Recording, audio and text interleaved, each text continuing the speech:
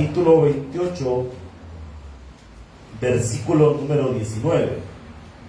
Mateo capítulo 28, versículo número 19. ¿Lo tiene, iglesia? Leamos la palabra en nombre del Padre, del Hijo y del Espíritu del Señor.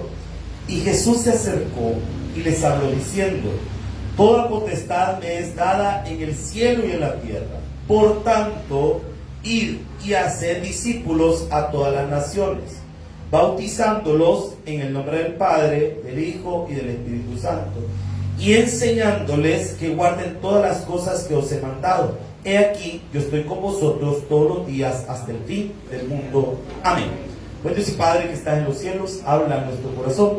Sé tú el maestro en esta tarde. Gracias, Señor, por los hermanos que se han hecho presentes a tu casa. Nuestra oración es que tú les bendigas grandemente. Señor, que la prosperidad llegue a nuestras casas y a nuestras familias en Cristo Jesús. Amén y amén. Puede tomar su asiento. Hemos hablado los principios que rigen nuestra iglesia. Hablamos que hay un principio cristológico, hay un principio eclesiástico y estamos en el principio sociológico. Hablamos que la iglesia es una monarquía y que Cristo es el rey. Pero también en la iglesia, nosotros como bautistas, tenemos personas que dirigen la iglesia, que Dios ha puesto como personas que dirigen la iglesia. Y a estas personas le llamamos pastores. ¿Cómo nosotros elegimos un pastor o cómo debe ser un pastor dentro de la iglesia bautista? Primera Timoteo capítulo 3 versículos del 1 en adelante. Primera Timoteo capítulo 3 versículos del 1 en adelante. Vamos a ver cómo son los pastores o cómo deberían de ser los pastores dentro de una iglesia bautista. Primera Timoteo capítulo 3 versículo número 1. ¿Lo tienen? Vean lo que dice la Escritura. Palabra fiel. Si alguno anhela obispado, buena obra desea. Si alguien desea ser pastor, desea una buena obra. Tiene un buen deseo. Y sabemos, según la palabra de Dios, que todo dádiva perfecto y que todo regalo perfecto viene de Dios. Si Dios le pone a alguien en el corazón el deseo de formarse como un pastor, esa persona tiene un buen deseo. Pero ese deseo debe ir acompañado de ciertas cosas. Primero, ese deseo debe ir acompañado de una formación. Dios me ha llamado a ser pastor. Perfecto. Dios te ha llamado a ser pastor. Eso significa que debes entrar a un colegio teológico y debes aprender. Pero hay personas que dicen: no, pastor, yo soy pastor porque Dios me ha dicho. Excelente que Dios te ha dicho que serás un pastor, pero debes formarte, porque el pastor es un maestro. Y si tú no aprendes, no puedes ser un pastor. Y dice la palabra de Dios, veamos cuáles son los requisitos del ministro. Dice la palabra obispado es pastorado, es lo mismo, está hablando de la misma acción.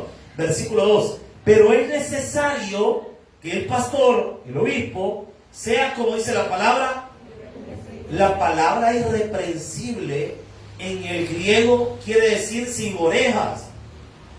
Y no que los pastores no deben tener orejas, sino que el término está diciendo que no tengan de a dónde lo agarren. Es como decir, no tengan que señalarle.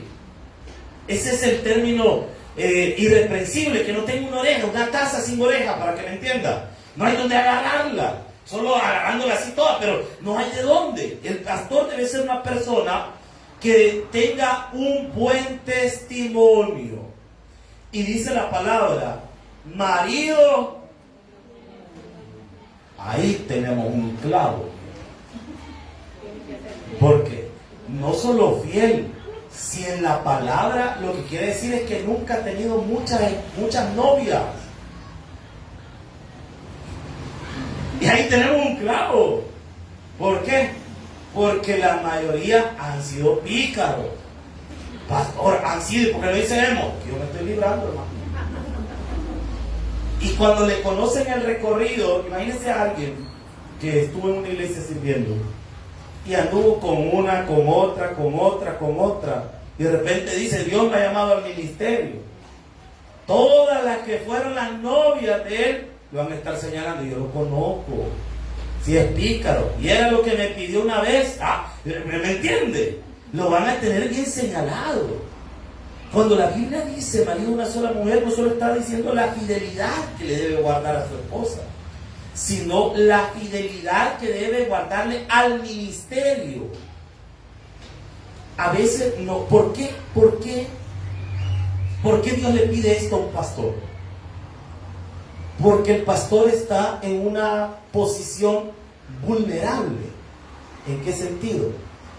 Para empezar, la gente a veces piensa que los pastores no nos equivocamos o cosas por el estilo. Y quiero decirle algo, hermano. Lo que usted ve en el púlpito de un pastor, usted está viendo la gracia de Dios. Pero lo que ese hombre es realmente, no lo va a lograr ver usted desde el púlpito. Por eso es que está en una situación vulnerable, porque la gente piensa, no, si el pastor es buena gente, si el pastor es buena persona, ¿qué diría la esposa? ¿Por qué no vive con él? ¿Quién es la persona que puede dar fe de lo que él es, de lo que está predicando el pastor? Es cierto, la esposa. Y usted puede ver, si usted puede analizar si realmente él está viviendo el evangelio conforme a lo que actúa y ve su familia. Si usted de repente ve que el pastor, él solo pasa en la iglesia, la esposa no lo apoya, los hijos no llegan y no están, habría que analizar qué es lo que ocurre. ¿Por qué? Porque probablemente su testimonio en su casa no esté cuidado. Es que mire, hay algo que nosotros debemos entender. Nuestro testimonio no solo hay que cuidarlo afuera. Nuestro testimonio también se debe cuidar en la casa. Y vea lo que dice la palabra. Sobrio. En pocas palabras, que no le suba la viruta a la cabeza. Prudente. Que no hable de más. Decoroso. ¿Sabe qué es eso? Su manera de vestir. Decorosa. De la forma correcta como debe de actuar y vestirse. Hospedador, quiere decir que tenga la capacidad de querer ayudar a los demás. Apto para enseñar. ¿Cuándo una persona es apta para enseñar? Cuando ha aprendido. Y dice la palabra 3, no dado al vino, que no sea bolo. No pendenciero, que no sea pleitisto. No codicioso de ganancias deshonestas, que no sea transero. Porque mire, al pastor, yo he visto algo. Dios suele llamar al ministerio pastoral a gente que es hábil en los negocios. Dios lo suele llamar. Pero ya en la iglesia no tiene que ser dinero. ¿Aló? ¿Estamos acá? Porque mire, hay congregaciones donde los pastores son dinero, hermano. Y venden todo. Para diciembre le están vendiendo una foto con el pastor a 5 pesos. La foto con el siervo. La foto con el pastor, hermano. Es que esto es pro templo. Pro templo. Wilson. Ese es otro volado. Negocio. Y usted de repente ve en las iglesias que la iglesia tiene venta de queso, tiene venta de no sé qué, licuado, le hacen peinados a la gente y un montón de volados. Y si iglesia viene, se rebuscan para la obra. ¿Estás seguro que es de la obra? Es que la iglesia no es un negocio. La iglesia es un lugar para adorar al Señor. Aló, estamos acá. Versículo número, quiero ver, ¿dónde vamos? En el 3. No pendenciero, no codicioso de ganancias deshonestas, sino que debe de ser amable. El pastor debe ser una persona amable. ¿Qué dice después? Tranquilo, o sea, que sepa controlarse. No avaro, es decir, que no sea tacaño. Siguiente, 4. Que gobierne bien su casa, que tenga sus hijos en sujeción, que dice, pues el que no sabe gobernar su propia casa, ¿cómo cuidará? ¿De qué dice? De la iglesia de Dios. Vaya. En pocas palabras, el pastor tiene que tener bien controlados a sus hijos. Pero en las iglesias usualmente lo que dan más problemas son los hijos del pastor. Son los más berrinchudos, los más problemáticos, porque piensan que porque son los hijos del pastor pueden hacer lo que ellos quieran. Equivocados están. No es así. Y pastores que toleran ese comportamiento de sus hijos, ese está peor todavía. Porque se enojan que le regañen a los niños. A mi niño no me lo tienen que regañar. ¿Por qué no? Hermanos, servidores que están en la iglesia, sus hijos son su reflejo de su ministerio. Son lo que usted refleja en su ministerio. Usted puede ser una persona muy correcta, pero la gente siempre ve también a sus hijos. Y dice que los debe tener en sujeción con toda honestidad. ¿Cómo así? No tiene que hacer trato con los bichos, decirle, vaya, ahorita vamos a ir a la iglesia, te portas bien en la iglesia, por lo menos en la iglesia haceme caso. Ahí después venías a hacer en la casa lo que querrás. Eso no es mantener a los hijos en toda sujeción. Eso es querer dar una apariencia, y eso no se trata de ser así. Versículo 6. No, que dice, la palabra neófito quiere decir un recién convertido. El pastor de la iglesia no puede ser alguien que recién se ha convertido. Debe ser alguien que ya tenga tiempo de estar en el evangelio y que conozca el evangelio. Y dice la palabra, no sea que envaneciéndose caiga en la condenación del diablo. Es decir, imagínense que alguien se acaba de convertir hace 2 meses. Ahorita empezó a estudiar teología y al siguiente día lo nombramos pastor de una iglesia. ¿Sabe qué va a pasar? Al no conocer la palabra de Dios, se va a llenar de soberbia. Y al llenarse de soberbia va a pensar de que la gente que llega a la iglesia llegan por él. Es que mira, a muchos les pasa como el burrito que cargó a Jesús. La gente, el día que Jesús entró a Jerusalén en la entrada triunfal, la gente alentaba su manto para que Jesús pasara. Y andaban con las palmas y aplaudían y decían, bendito el que viene en el nombre del Señor, Hosana al hijo de David. Y el burrito pensaba que los aplausos eran para él. Y se sentía corcel el burro, y andaba caminando así todo el día, porque pensaba que la gente le aplaudía a él. Pero la gente no le estaba aplaudiendo a él, le estaba aplaudiendo al Rey de Reyes y Señor de Señores que iba encima de él. Lo mismo nos pasa a todos nosotros. Nosotros solo somos la herramienta, pero la gloria es para Cristo, hermano. Un aplauso para Dios, que se nuestro corazón. Toda la gloria es para Jesús. Yo siempre digo algo, si algo sale bien en la iglesia, la gloria es para Cristo. Y si algo no sale bien en la iglesia, la culpa es mía. Es así de simple. Hermano, nosotros tenemos que entender, la gloria es de Jesús. Y por eso la palabra de Dios nos dice que el ministro debe ser de esta forma. Versículo 7. También es necesario que tenga buen testimonio de quiénes, dice, para que no caiga en descrédito y lazo del diablo. Porque es importantísimo el testimonio, para que la gente no vaya a hablar mal del evangelio el día de mañana. Entonces, nosotros entendemos que en la iglesia debe haber un pastor. Nosotros, y con el respeto de las hermanas, y no lo digo por querer parecer misógino ni nada por el estilo, lo digo con mucho respeto, Dios no le dio el pastorado a las mujeres. La Biblia dice marido de una sola mujer, y ustedes, hermanas, no pueden ser maridos de una sola mujer, porque entonces ya no serían mi hermana, sería bicho bicha. ¿Me explico? Y en todas las partes donde habla del pastorado siempre habla en género masculino. Nunca Dios le dio este privilegio a las mujeres. A ustedes confórmanse, si ya les dio el privilegio de ser madres. Y los hombres no tenemos el privilegio de ser madres, gracias a Dios. Digo, les dio el privilegio de ser madres, confórmense, y todavía quieren ser pastores también. No existe el pastorado femenino. Pero mira, hay hermanas que predican bien, usted lo ha dicho, hermanas que predican bien, pero eso no las hace pastoras. Y en la Biblia no aparece la figura de la pastora. Pero mire, dice alguien, Raquel era pastora, pero de ovejas, de cabras, pero no de iglesia. Cuando hablamos del pastorado, siempre es enfocado hacia lo masculino. Hoy he visto que muy frecuente se le está llamando pastora a las predicadoras, aún dentro de algunos tabernáculos.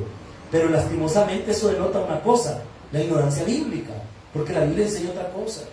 Y esto no es guerra de sexo para ver quién es mejor y cuál es. No, hermano, esto es Biblia. La Biblia dice otra cosa. Y la Biblia, hay que respetar lo que la Biblia dice. Y entonces las mujeres, ¿qué hacen en la iglesia? Muchas cosas. Predicar, enseñar, desarrollar ministerios, ser líderes de ministerio, apoyar la iglesia. Todo eso es importante. Ay, así que chiste. Es que, hermana, no se trata de quién manda en la iglesia, porque el que manda es Jesucristo. Esto no se trata de quién es mejor o quién es peor. No, es una cuestión de funciones. Y el problema es que hoy en día se ha deteriorado tanto las funciones que, por ejemplo, hay personas que siempre el Día del Padre, hay mujeres que siempre, y felicidades también a todas aquellas madres que también somos padres. No invente, hermano, usted es mamá, no es papá. Ah, pero yo me ha tocado criar a mi hijo yo sola. Pero eso la hace una buena mamá, no un buen papá. Solo un papá puede ser papá, y solo una mamá puede ser mamá. No va a salir un papá. Y también el Día de las Madres quiero felicitar a todos los papás que también son mamás. No invente, hermano. Usted es papá y la otra es mamá. Lo mismo ocurre. ¿Usted es hombre o es mujer? No me puede decir, yo no sé, me estoy descubriendo. No invente. No invente. Qué volado. Ahora le agarra raro a la gente. No le ponga un nombre, no le ponga un nombre directamente masculino o femenino al niño, póngale un nombre no binario para ver qué se descubre. ¿Qué va a estar descubriendo? No viene, ahí dice masculino. Si esta es cuestión biológica, hermano, no es ideología, no son construcciones sociales. O es hombre o es mujer. Si usted se siente que está en medio, otro día vamos a platicar de eso. No puede decir de repente, ¿y qué está haciendo usted? Explorándome. Como que es terreno, usted no moleste. Ahora, dejando a un lado todos estos temas, por cierto, que después vamos a hablar, un día vamos a platicar de toda esta cuestión, porque algunos que de todo esto de la ideología dijeron un día vamos a hablar, y esa predicación la vamos a poder subir a redes sociales para que no nos censuren. Porque si usted habla de estos temas, así como lo estamos haciendo en una predicación, en una transmisión, las redes sociales a veces censuran, porque dice estamos guiando al odio. Un día lo vamos a hacer sin transmitirlo, solo para platicarlo para la enseñanza de la iglesia. Ok, en la iglesia entonces entendemos que hay un pastor, la iglesia local es autónoma. ¿Qué quiere decir eso? Que se sostiene sola. A veces la gente critica y dice, ¿por qué el tabernáculo central no le manda ayuda a todas las iglesias filiales? Es que las iglesias bautistas no trabajamos así. Cada iglesia es independiente en su administración. Entonces, pastor, pero somos dependientes ¿en qué sentido? Doctrinal, éticamente, organizacionalmente, económicamente, en el sentido de que nosotros bendecimos nuestra iglesia madre, y de manera misionera. Esa es la forma en la que trabaja una iglesia bautista. Y los pastores que se quejan de que la iglesia central no les da nada, deberían de estudiar mejor la palabra y estudiar en qué cree la iglesia a la cual pertenece. Porque nosotros trabajamos de esta forma. También, nosotros en la iglesia creemos que todos los creyentes somos iguales. Aquí ninguno es más grande que otro. El pastor y los líderes no son más grandes que los demás. Todos somos iguales a los ojos de Dios, hermano. Esa es una creencia de nuestra iglesia. Todos somos iguales. Es decir, aquí no hay tales de élite. Porque en algunas iglesias hacen distinción de personas. Y hay que decir, hay sillas especiales para los que son miembros de la iglesia, pero aquí en esta silla usted puede sentar, y las sillas otras que están cayendo son para los que no son miembros. Aquí no hay eso, hermano. Usted se puede sentar en cualquier silla. Aquí en la iglesia no hay sillas especiales. ¿Por qué? Porque uno de los principios bautistas es que todos somos iguales a los ojos de Dios. Otro principio, el sacerdocio de cada creyente. Eso quiere decir, todos somos ministros de poder. Se lo compruebo con la Biblia. 1 de Pedro 4:10. Busca esto rápidamente en la palabra. 1 de Pedro, capítulo 4, versículo 10. 1 de Pedro 4:10. 1 de Pedro 4:10. ¿Lo tienen? Todos somos ministros de poder. ¿Sabe qué quiere decir eso? Que si usted ve a un enfermo, no necesita mandar a traer al pastor para que el pastor ore por el enfermo. Usted puede orar por el enfermo. Ay, pastor, ¿y qué va a decir? ¿Y qué va a decir? Solo llegue y ore en el nombre de Jesús. Usted llegue donde está el enfermo, en el nombre de Jesús, usted va a sanar y váyase. ¿Por qué? No por lo que usted está pensando, porque ya vi que algunos, ay, no, pues sí me voy a ir porque no vaya a ser que no desanie. Bueno, no me voy. No, es que usted es un ministro de poder. Usted tiene que creer que hay poder de Dios en usted. No que usted es poderoso, sino que el Dios a quien usted le va a orar es poderoso. Todos son ministros de poder. Y dice la palabra de Dios, 4:10. Cada uno según el don que ha recibido. O sea que todo el que ha recibido a Cristo tiene un don de Cristo. Y dice la palabra, ministralo a quienes. Se da cuenta que todos somos llamados a ministrar a otros. Que todos somos llamados a orar por la vida de otros. Usted puede orar por la vida de alguien, hermano. Si de repente le llega alguien y le dice, mira, hermana, fíjese que me duele la pierna, mira cómo me duele. Le decía al pastor que ore por usted. Está bien, nosotros podemos orar por esa persona, pero usted en ese momento, usted puede orar por esa persona y ministrar a esa persona. Nosotros en la iglesia bautista creemos que el pastor obviamente es un hombre llamado por Dios, hay respaldo de Dios en su vida, es el maestro de la iglesia, es el que predica en la iglesia, pero nosotros sabemos que el poder no viene del pastor, que el poder viene de Dios y que cualquiera de nosotros puede ir y orar por una persona. Pero aquí viene el detalle, pero no cualquiera puede predicar en el culto. Esa es labor y trabajo del pastor. Pero todos podemos ministrar y orar los unos por los otros. Amén, iglesia. Amén. Dice la palabra, como buenos administradores de la multiforme gracia de Dios. Todos somos ministros de poder. Usted está llamado a orar por los demás, a interceder por los enfermos. El siguiente principio, el principio político en la iglesia. Esto es bien interesante. Acompáñenme en Romanos 13:1. A ver, esto se pone bueno. Romanos 13:1. ¿Estamos aprendiendo, iglesia? Romanos 13:1. Vean lo que dice la palabra. El principio político de la iglesia es el siguiente. Nosotros como iglesia creemos que la iglesia y el Estado no se pueden mezclar. Ni la iglesia tiene por qué involucrarse en marchas políticas. Usted nunca va a ver en la iglesia bautista que nosotros le decimos, hermano, salga a marchar en las calles contra la falta de agua, contra la falta de no sé qué, y gritemos contra el gobierno. No, nosotros no nos involucramos con el gobierno. Tampoco la iglesia permite que el gobierno se involucre en la iglesia. Son dos cosas que no se pueden mezclar. Ni nosotros nos involucramos en política, ni la política se involucra con nosotros. No nos mezclamos. Hay pastores que a veces tienen intereses políticos. Mire, si algo es comprobado en El Salvador, y usted que tiene ya su par de años de vida me va a confirmar, siempre que un pastor se involucra en política termina mal. Siempre. Podría mencionar casos, pero no es ético hacerlo. Pastores que salían de repente en la televisión opinando de la política del país y terminaron en un gran rollo, envueltos, porque la política es sucia. Y los pastores, Dios no nos ha llamado a eso. Dios nos ha llamado a predicar su palabra. Y vea lo que dice la palabra, 13:1.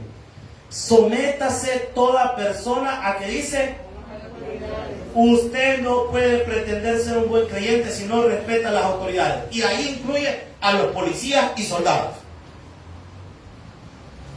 Usted debe respetar las autoridades. Ellos son autoridad civil. Los policías. Autoridad militar. Ahí están los soldados. Usted debe respetarlas. Respete las leyes del país. Si usted es creyente y maneja, usted debe manejar como cristiano. No andar pitando aquella de tres veces a cada rato. Usted es cristiano. No andarse pasando los semáforos en rojo.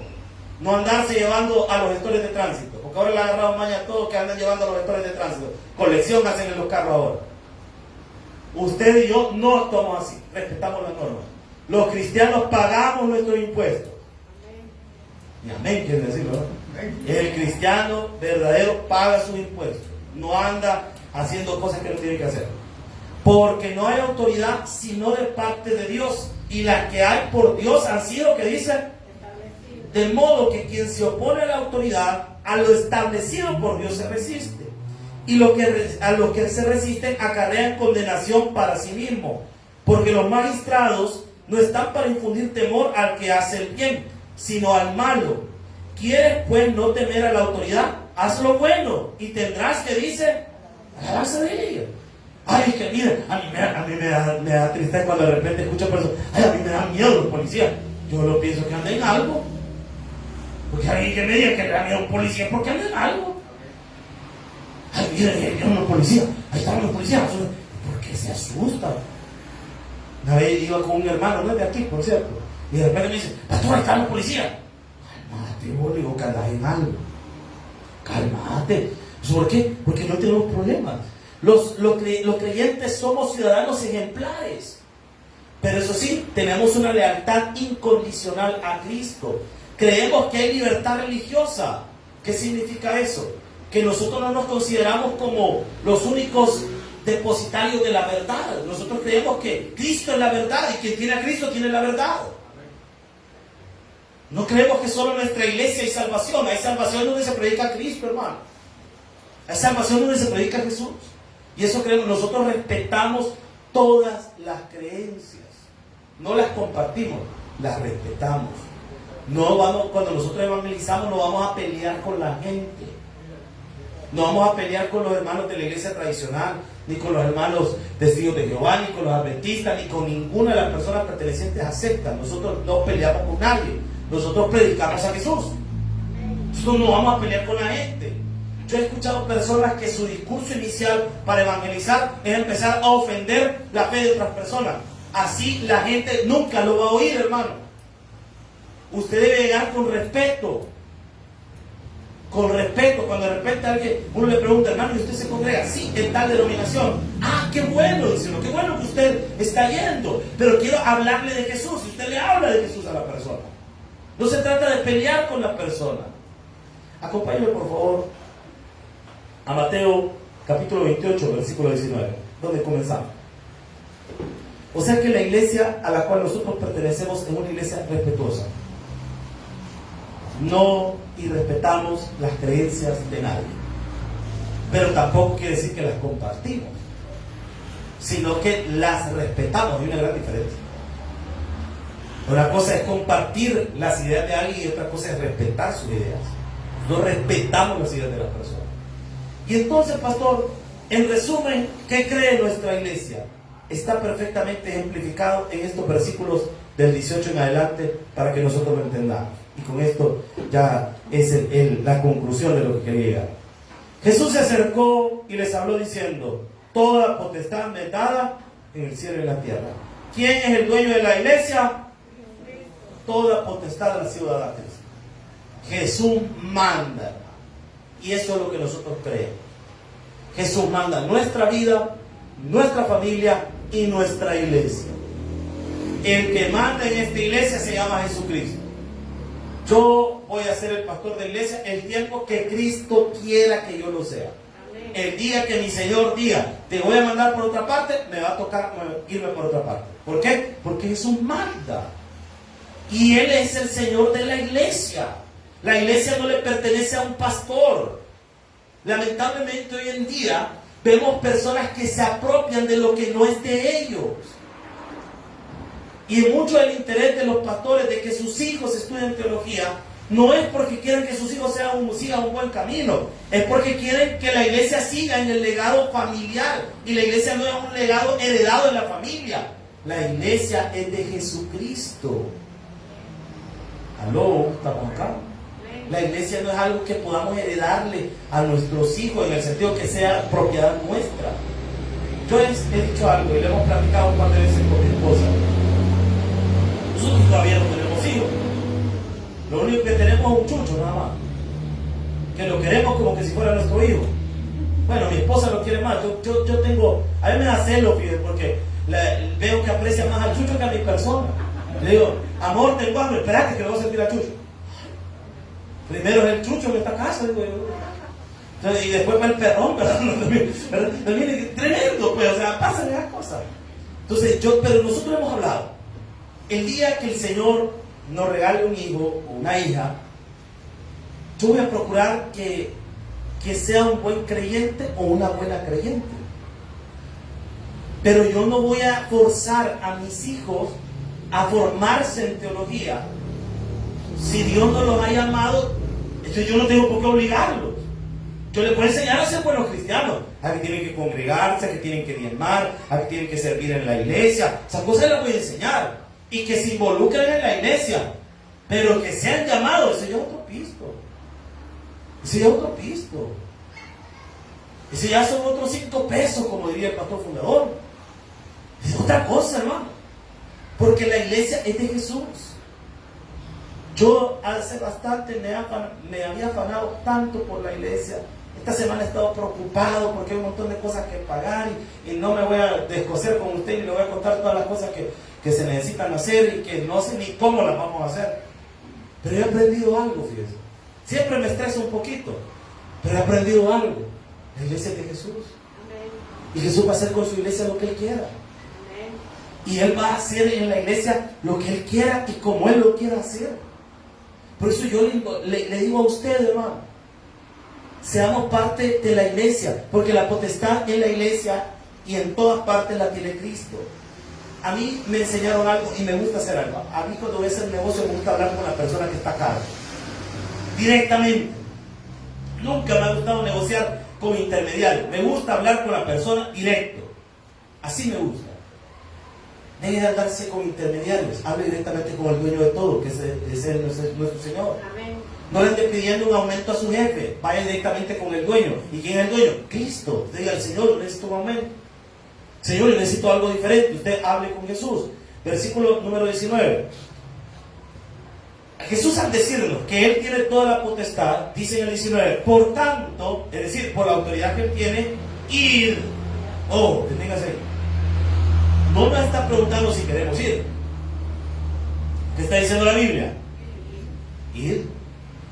Porque según la visión bautista, cada cristiano bautista es un misionero por naturaleza, sin necesidad de haber estudiado teología. Es un misionero por naturaleza. ¿Por qué? Porque en nuestra iglesia se promueve la ganada de almas y en nuestra iglesia se enseña que la labor número 1 que nosotros tenemos como hijos de Dios es compartir nuestra fe con otros. Es compartir nuestra fe con otros. Quizás usted no tiene las herramientas todavía para poder hablar y platicarle de su fe a alguien, pero recomendar una predicación usted lo puede hacer. Compartir una predicación usted lo puede hacer.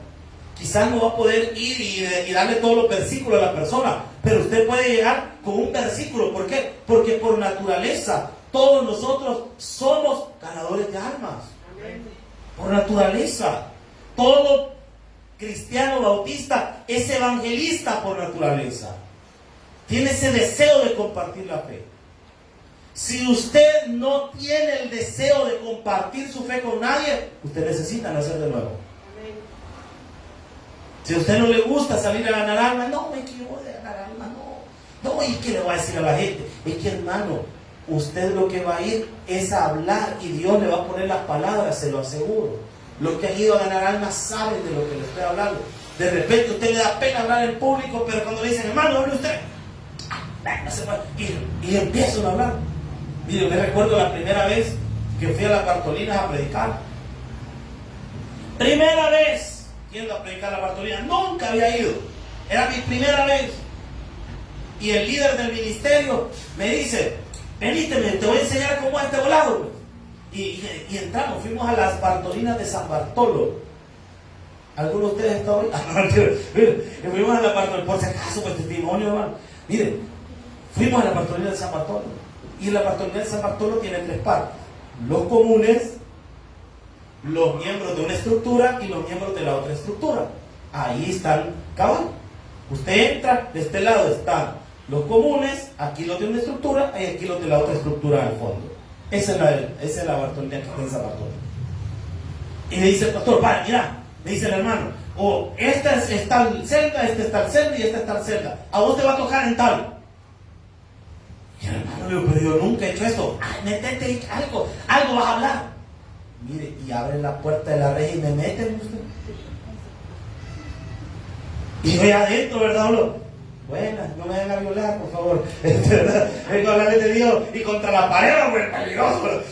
Y yo asustado, hermano, me temblaba todo. Mire, qué miedo, hermano. Nunca había hablado, para empezar, nunca había hablado delante de tantas personas y nunca le había hablado a ese tipo de personas. Imagínense que usted lo lleve a evangelizar y lo metan en el acento. Y uno empieza, bueno, quiero hablarle, ¿verdad?, de la palabra de Dios. Ni me pregunte qué dije, porque tenía más miedo que otra cosa. Yo sentía que los minutos eran eternos, hermano. De que los minutos eran eternos y no pasaban. Pero ¿sabe qué? Ya en el momento de repente dije, bueno, yo estoy aquí de todas formas. Y empecé a hablar, hermano, y ahí me solté y hablé. Y me pregunté qué leía aquí ese día, pero algo dije, hermano. Y de repente, cuando hice el llamado, veo que 3 personas reciben a Cristo. Yo me quedé, ay, gloria a Dios, algo bueno tuve que haber dicho. ¿Por qué? Pues algo pasó. Y después este hermano me dice, mira, ¿cómo te fue? 3, gloria a Dios, hombre. El lunes vamos a ir a las escuelas, me dijo. Vamos a ir a predicar a las escuelas, vamos a ir con nosotros. Vaya, y le dije todavía, a ver, quiero ir, porque yo no puedo evangelizar todavía. Le digo, a ver, quiero ir. Está bueno, me dijo, vas a ver, ya vas a ver. Y no, me meten a un 9º grado usted para no hacer largo el cuento. Y de repente me dice el hermano, y con nosotros, que van a dar la charla, el hermano va a ir a un Melgar. Y yo ni sabía de qué era la charla usted. Y empiezo, bueno, ¿verdad? Y yo tengo un problema, que cuando estoy nervioso, digo muchas payasadas. Y empiezo a hablar y a decir un montón de cosas. Y de repente, hermano, no le miento, en lo que estaba predicando y en lo que empecé a hablar, veo a varios jóvenes llorando. Yo hablando de las cosas de Dios y hablando. Y cuando terminó todo, me dice el hermano, y no, que no podía hablar, pues. No, yo no puedo hablar, yo solo empecé a platicarle. Pero mira cómo están de quebrantados. Eso, ahí entendí una cosa, que el dueño de la predicación no es el que predica, es Dios, y es Dios el que va a poner las palabras en su boca. Amén. Usted solo deje seguir por el tobogán de la fe, y el Señor ahí le va a ir poniendo las palabras. No se ponga a pensar de que usted va a estructurar una buena idea. No, usted solo déjese llevar por Cristo. Dios le va a dar las palabras, se lo aseguro. Se lo aseguro. Y vea lo que dice la palabra del Señor. Por tanto, ir y hacer, que dice, esta parte es clave. Nosotros como la Iglesia Bautista creemos que la Iglesia está mandada a discipular personas. Nuestro punto no es solo que la gente haga una profesión de fe. Nuestro punto es discipularla. ¿Y qué es eso? ¿Qué es hacer un discípulo? Yo no sé si recuerdan ustedes cómo le enseñaban la mecánica antes a la gente. Antes que existieran los institutos técnicos de mecánica automotriz, ¿cómo aprendía alguien mecánica? Yendo al taller, exactamente. Y de repente le tenían que pegar a un mecánico y empezar a ver qué es lo que hacía. Y el mecánico venía, pasame esa herramienta. ¿Cuál? Esa herramienta.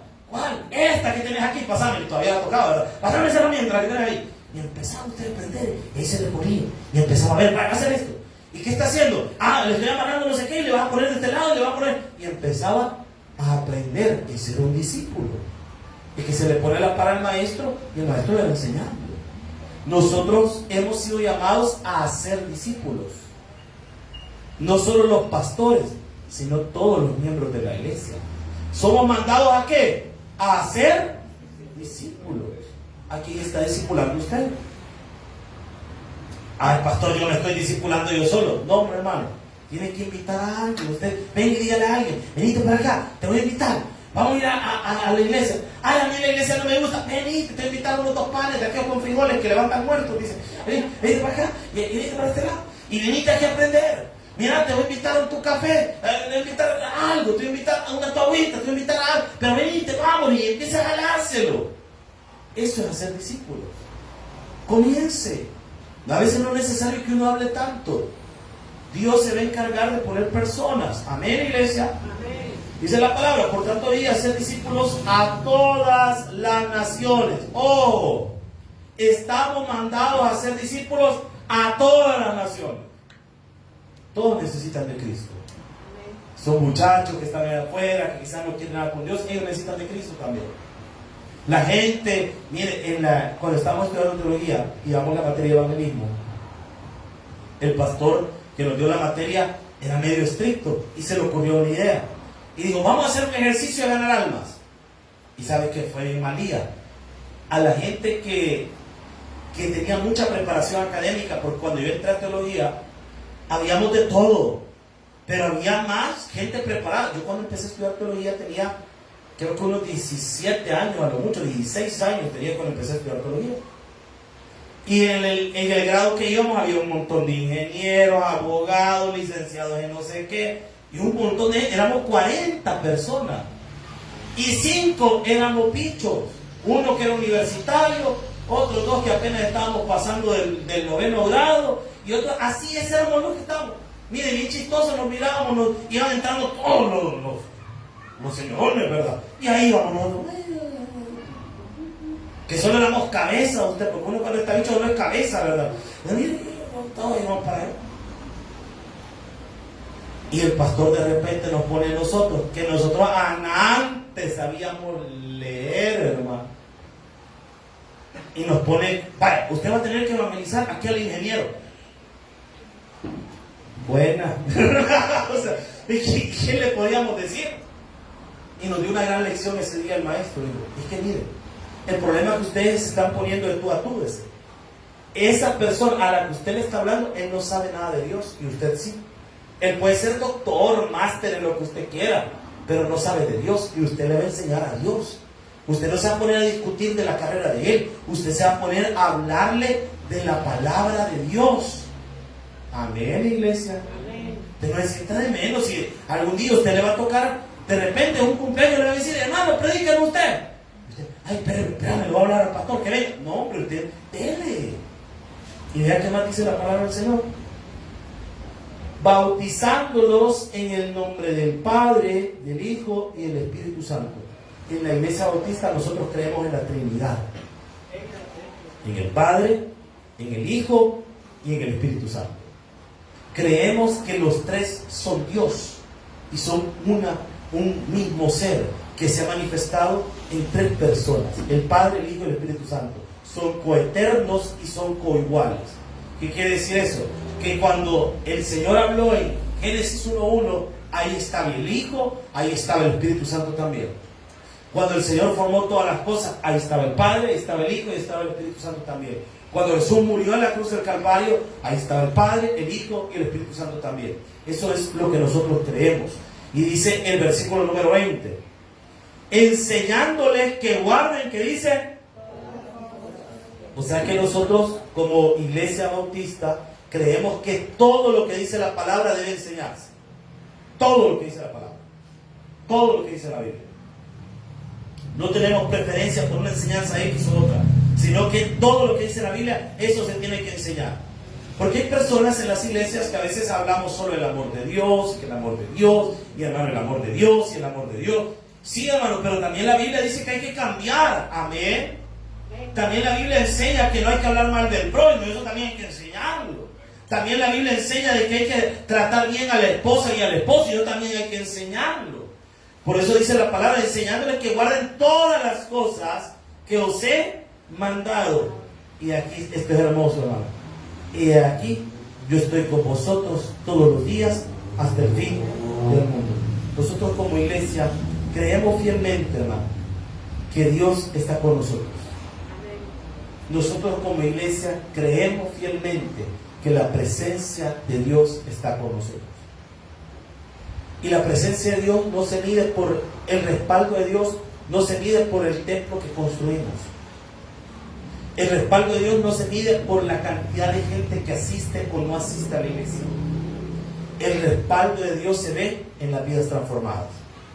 Ahí está el respaldo de Dios.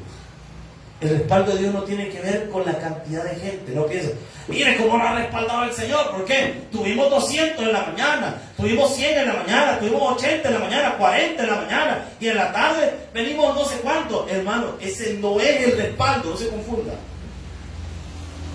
¿Por qué?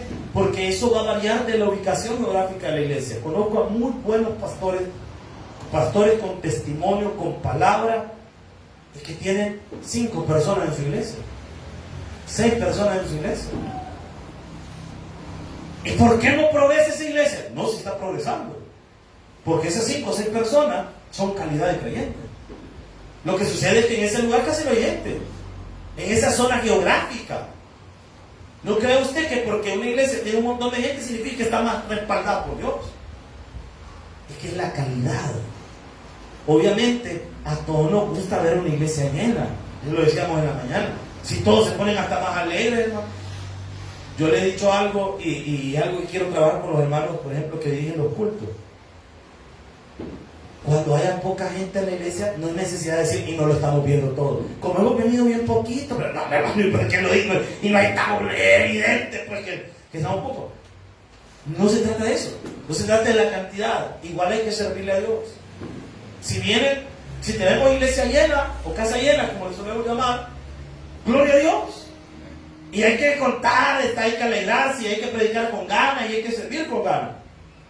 Pero si solo vienen 6 o 7 personas, siempre hay que cantar con ganas, siempre hay que predicar con ganas, y siempre hay que servir con ganas. Amén, iglesia. Porque no nos mueve el número. Porque la persona a quien le cantamos, aquí está en la iglesia. Es más, todos ustedes quizás ni venir querían ahora. Yo no sé, ¿verdad? Yo estoy hablando más. Ay, si sigue lloviendo yo no voy a ir. Y de repente voy a llover. El Señor, andale, debe estar inventando. Entonces, si llueve yo no llego, Señor. Vos sabés que yo quería ir y de repente por el agua. Curate, pues. El Señor, perdón. Entonces, mire, pero ninguno de ustedes quizás pudo haber venido hoy en la tarde. Pero igual había que predicar. Yo había pensado, como ya vi la gran tormenta ahí y todo, y que de repente yo vi un montón de gente que mandó el mensaje, pastor, no voy a ir porque fíjate que no hay que, pastor, fíjate que no hay que, fíjate pastor que no hay que, fíjate pastor que tengo que no hay que, fíjate pastor que no hay que, un montón de mensajes en la tarde con mi esposa estamos hablando, mire, fulano dice que no va a venir, sultana dice que no va a venir, sultanito dice que no va a venir, sultano dice que no va a venir. Yo no veía los mensajes. Yo había pensado, le voy a decir a mi esposa que transmitamos todo el culto, que canten las alabanzas, que pongan el teléfono ahí. Vamos a pasar, hasta había pensado, vamos a pasar el número de cuenta de la iglesia y para que lo pongan, ya que lo vio, por la primera que la mande, ¿verdad? Ahí lo vamos a pasar para que así pase abajo. Donaciones y todo lo que quiera traer, al número tal, le doy la cuenta, va a comprometer que no haga. Pues sí, hermano, igual hay que ser, hermano, no moleste. Pues sí, yo ya había pensado eso. ¿Por qué? Porque a la persona a quien le cantamos y a quien le predicamos no es a usted, es a Cristo. Y Cristo se va a estar aquí. Entonces, como Él siempre está, y como a Él es a quien le cantamos, pero siempre hay que cantarle bien. ¿Por qué? Porque Él ahí está. Y entonces, aunque no venga mucha gente, por algún motivo, usted igual debe servirle de calidad al Señor, porque Él está ahí. ¿Me explico? Igual hay que predicar bien. ¿Por qué? Porque no le predicamos a la cantidad de gente, le predicamos al Señor que está aquí. Amén. A Él le predicamos, para Él lo hacemos. Charles Spurgeon decía que Él se preparaba para una sola persona.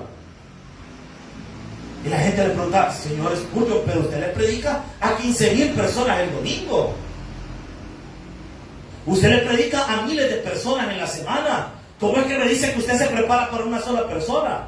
Y respondía Charles Spurgeon, es que para mí el único espectador que me interesa agradar es a Cristo, y yo sé que Él está viendo eso. Amén. Por eso, hermano, nosotros debemos entender algo, y se lo digo de todo corazón: la iglesia debe seguir caminando. Amén. No por la cantidad de gente que viene o no viene, sino por el Señor que nosotros tenemos. Usted debe preparar una buena clase para la escuela bíblica, aunque solo venga uno. Ay, que uno viene, no voy a dar la clase, voy a esperar que vengan unos 3. No. Usted tiene que darla bien. ¿Por qué? Porque el Señor le está viendo su esfuerzo y su trabajo. Yo no me voy a poner en la puerta porque también lo mismo, hermano, miren, siempre ya me lo puedo, es que ya saben dónde se está. No, porque usted le está sirviendo a Cristo, usted tiene que pararse ahí y dar una buena sonrisa, no porque lo haga por la gente, hágalo por Jesús. Usted tiene que pararse al final cuando hacemos el llamado. Si los mismos son, hermano, pero usted no sabe los corazones. De repente alguien puede sentir el deseo de recibir a Cristo y tiene que hacerlo por Él. Hermano, preparar un sermón no es fácil. Se lo dice a alguien que tiene que preparar muchos sermones en la semana. Es una tarea de horas y de días de trabajo. Hacer esta serie de predicaciones me llevó aproximadamente una preparación de 2-3 semanas.